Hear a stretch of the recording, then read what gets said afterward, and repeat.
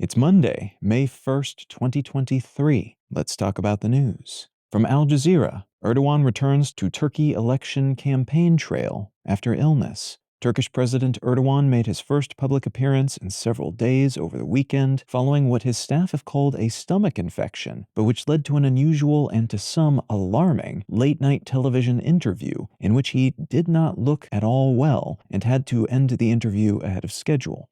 These days away from the spotlight in the run-up to Turkey's May 14th elections have led to speculation that Erdogan might be suffering from something related to an intestinal surgery he underwent back in 2011, and some analysts have noted that in a race this close, he is neck and neck with his nearest competitor in the polls. Any sign of frailty or weakness is not ideal for his odds.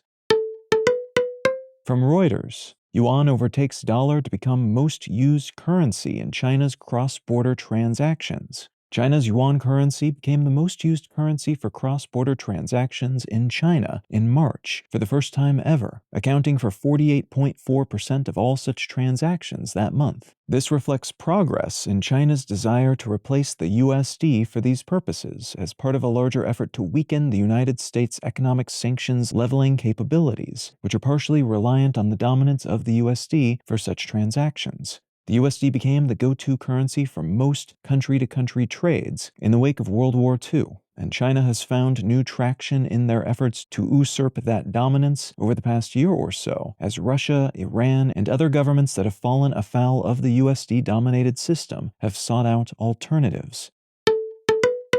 And from Space.com, SpaceX launches world's first 5G satellite to bring global connectivity to the Internet of Things. The world's first satellite in low Earth orbit to operate on the 5G cellular standard has been successfully installed in space by a SpaceX craft. This is notable in part because this satellite, called the Groundbreaker, is meant to be the first of 250 such satellites and should help fill in gaps that exist in today's data networks, but also because it uses the most modern cellular standard, which should allow it to more cohesively and seamlessly connect Internet of Things devices like automated trains, construction equipment, and cargo vessels to a mesh of ground and orbital communications infrastructure, making these sorts of devices more capable and always on. Low Earth orbit is becoming an increasingly crowded space because of this type of satellite array, the most prominent and large scale of which is SpaceX's own Starlink constellation, but the EU, China, and a slew of private companies are all in the process of installing their own up there as well.